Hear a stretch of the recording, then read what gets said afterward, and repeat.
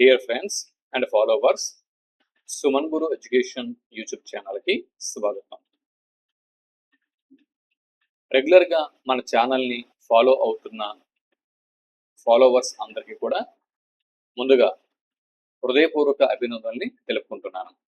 మరి 2026 జూన్కు సంబంధించినటువంటి UGC NTA నెట్ని పరిశీలనలోకి తీసుకుంటే ఈ ఎగ్జామ్ జూన్ 23వ తేదీన సెకండ్ షిఫ్ట్లో జరగనుంది. మరి దీనికోసం ముఖ్యమైనటువంటి ఒక 500 బిట్లని సేకరించి మీ ముందుకి తీసుకొని వస్తున్నాను. ఇవి ఎగ్జామ్కి వెళ్ళే వరకు ప్రాక్టీస్ చేయడానికి చాలా యూస్ఫుల్గా ఉంటాయి అని చెప్పి భావిస్తూ ఈ బిట్స్ని మీకు ఇస్తున్నాను. సుమారు 500 లేదా 500 కంటే ఎక్కువ బిట్లను మీకు నేను ఎగ్జామ్ వరకు ప్రొవైడ్ చేస్తాను. అయితే ఈ బిట్స్ కనుక మనం ప్రాక్టీస్ చేసినట్లయితే ఇంతకు ముందు ఎగ్జామ్లలో ఏవైతే బిట్స్ ఇచ్చారో వాటిని ఆధారంగా చేసుకొని ఆయా ప్రశ్న పత్రాలని పరిశీలన చేస్తూ వాటికి అనుగుణంగా ఈ బిట్స్ని రూపొందిస్తున్నాను. వీటిని ప్రాక్టీస్ చేయండి.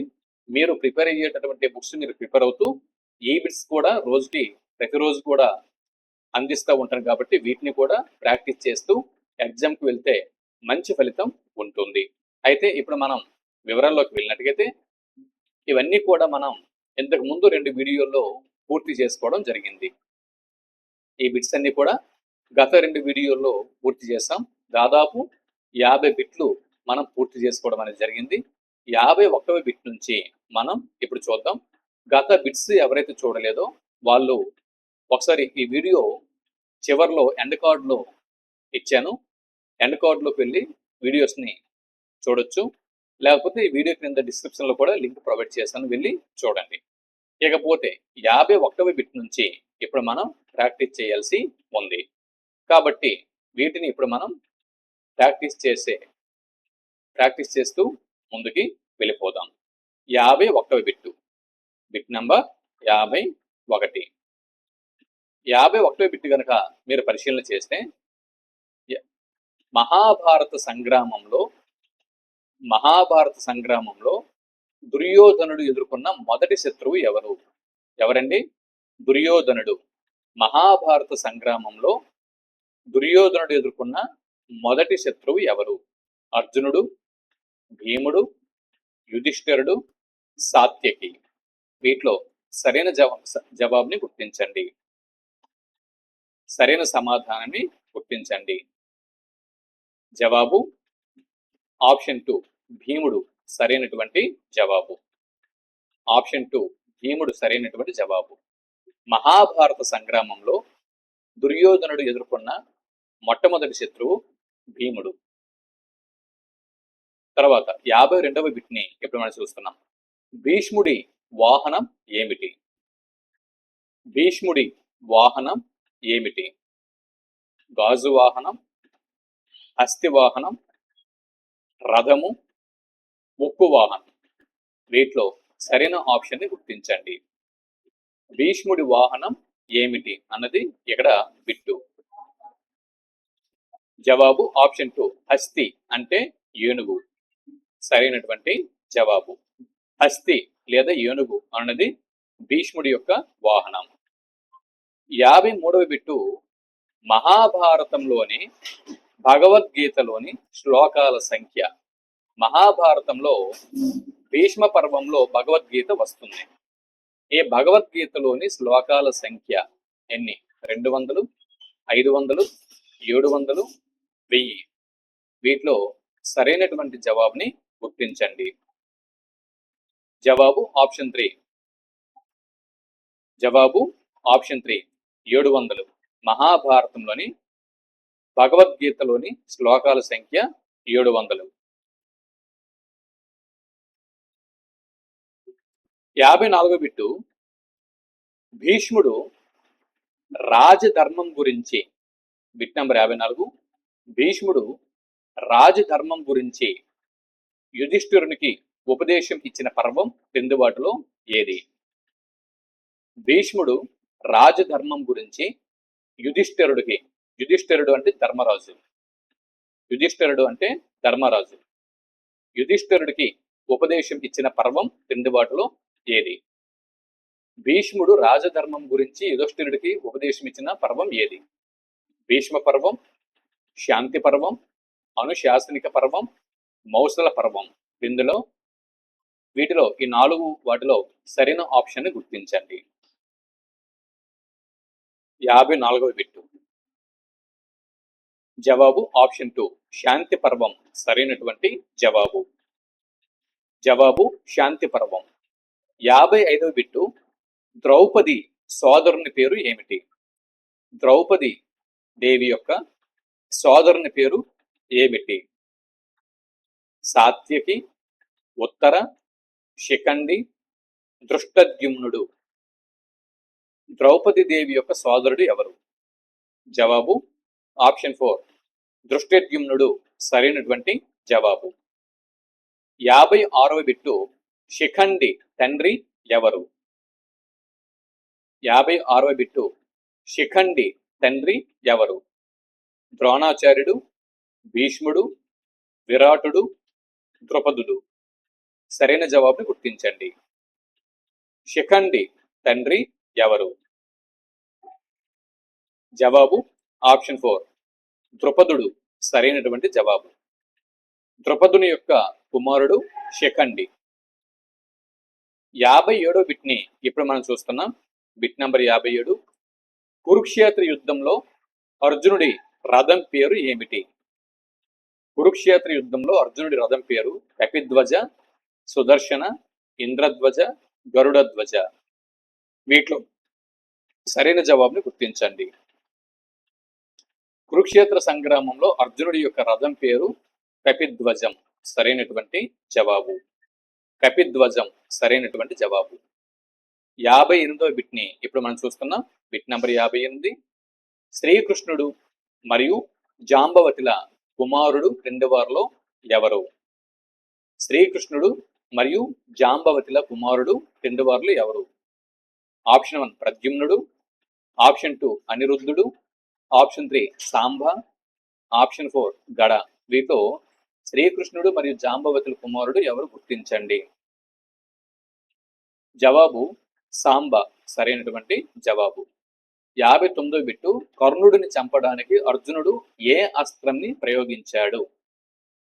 కర్ణుడిని చంపడానికి అర్జునుడు ఏ అస్త్రంని ఉపయోగించాడు అన్నది బిట్టు. 59వ బిట్టు.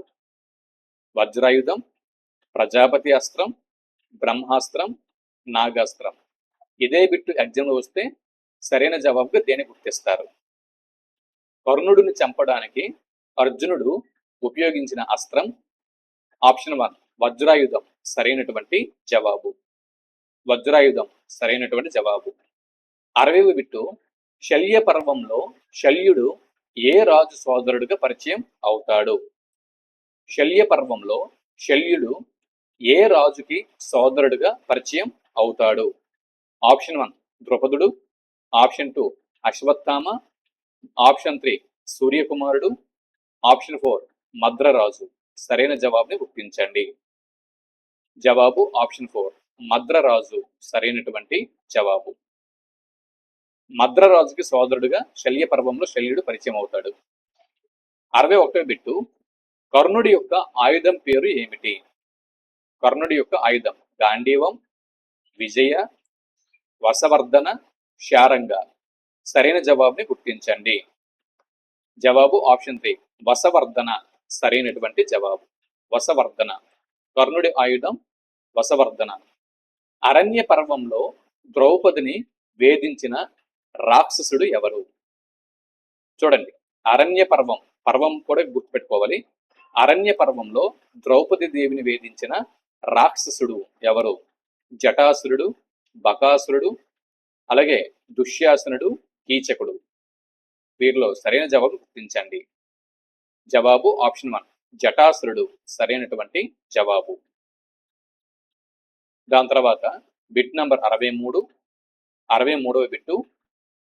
అరణ్య పర్వం చివరిలో పాండవులు ఏ వనానికి వెళ్ళారు? అరణ్య పర్వం చివరిలో పాండవులు ఏ వనానికి వెళ్ళారు? గంధమాదన పర్వం, కామాఖ్యవనం, అలాగే ద్వైతవనం, కైలాసం. ఈ బిట్టు వస్తే సరైన జవాబు దేని గుర్తిస్తారు? జవాబు ఆప్షన్ 1 గంధమాదన పర్వం సరైనటువంటి జవాబు. 64 బిట్టు అర్జునుడికి గాంధీవాన్ని ఎవరు ఇచ్చారు? అర్జునుడికి గాంధీవం అన్న అస్త్రంని ఎవరు ఇచ్చారు? అర్జునుడికి గాంధీవం అనేది ధనస్సు. ఓకే, అర్జునుడికి గాంధీవం అనేటటువంటి ధనస్సుని ఎవరిచ్చారు? జవాబు ఇంద్రుడు, లేదా వరుణుడు, వాయువు, శివుడు. వీటిలో సరైన సమాధానాన్ని గుర్తించండి. జవాబు ఆప్షన్ 2 వరుణుడు సరైనటువంటి జవాబు. వరుణుడు సరైనటువంటి జవాబు. 65వ బిట్టు అజ్ఞాతవాసంలో వలలుడు అనే పేరు కలిగిన వారు ఎవరు? అజ్ఞాతవాసంలో పాండవుల అజ్ఞాతవాసంలో వలలుడు అన్న పేరు కలిగిన వారు ఎవరు? ధర్మరాజు, భీముడు, అర్జునుడు, నకులుడు. జవాబు ఆప్షన్ 2 భీముడు సరైనటువంటి జవాబు. 66వ బిట్ని ఇక్కడ మనం చూస్తున్నాం. జరాసంధుడు ఎవరి కుమారుడు? 66వ బిట్టు జరాసంధుడు ఎవరి కుమారుడు? జవాబు ఆప్షన్ 1 బృహద్రథుని కుమారుడు. జరాసంధుడు బృహద్రథుని కుమారుడు. 67వ బిట్టు శకుని యొక్క మాయాజూదం ఏ పర్వంలో వస్తుంది? శకుని మాయాజూదం ఏ పర్వంలో వస్తుంది? శల్య పర్వం, ఉద్యోగ పర్వం, సభా పర్వం, విరాట పర్వం. సరైన జవాబును గుర్తించండి. శకుని మాయాజూదం ఏ పర్వంలో వస్తుంది? శల్య పర్వం, ఉద్యోగ పర్వం, సభా పర్వం, విరాట పర్వం. జవాబు ఆప్షన్ 3 సభా పర్వం సరైనటువంటి జవాబు. 68వ బిట్టు వ్యాస మహర్షి ధర్మరాజునకు ఉపదేశించిన విద్య ఏది? వ్యాస మహర్షి ధర్మరాజునకు ఉపదేశించిన విద్య ఏది? కామరూప, తంత్ర, ప్రతిస్మృతి, ఇంద్రజాలం. వీటిలో సరైన జవాబును గుర్తించండి. జవాబు ఆప్షన్ 3 ప్రతిస్మృతి సరైనటువంటి జవాబు.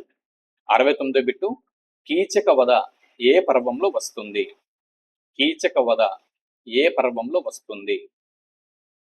కీచక వధ జవాబు ఆప్షన్ 3 విరాట పర్వంలో వస్తుంది. బిట్ నంబర్ 70 కర్ణుడి యొక్క రథసారథి ఎవరు?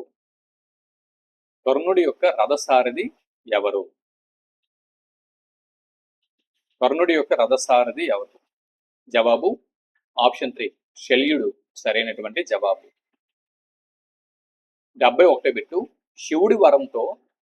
శివుడి యొక్క వరంతో శిఖండిగా మారి భీష్ముని మరణానికి కారణమైన వారు కింది వారిలో ఎవరు?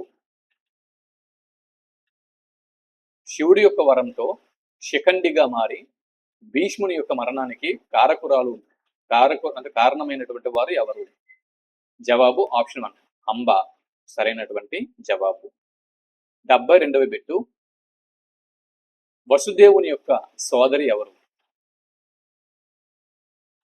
శ్రీకృష్ణుడి యొక్క తండ్రి వసుదేవుని యొక్క సోదరి ఎవరు? ద్రౌపది, సుభద్ర, గాంధారి, మాద్రి. సరైన జవాబు గుర్తించండి. జవాబు ఆప్షన్ 4 మాద్రి సరైనటువంటి జవాబు. 73వ బిట్టు కౌరవుల తరపున పాండవుల వద్దకు రాయబారిగా వెళ్ళిన వారు ఎవరు? పాండవులు అరణ్యవాసంలో ఉన్నప్పుడు కౌరవుల తరపున పాండవుల వద్దకు రాయబారిగా వెళ్ళిన వారు ఎవరు? 73వ బిట్టు విదురుడు, సంజయుడు, శకుని, అశ్వత్థామ. సరైన జవాబుని గుర్తించండి.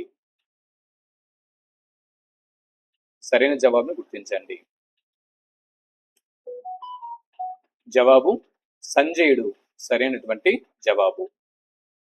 కౌరవులు తమ తరపున సర్వ సైన్యాధ్యక్షుడిగా ఎవరిని ఎన్నుకున్నారు? కౌరవులు తమ తరపున సర్వ సైన్యాధ్యక్షుడిగా ఎవరిని ఎన్నుకున్నారు?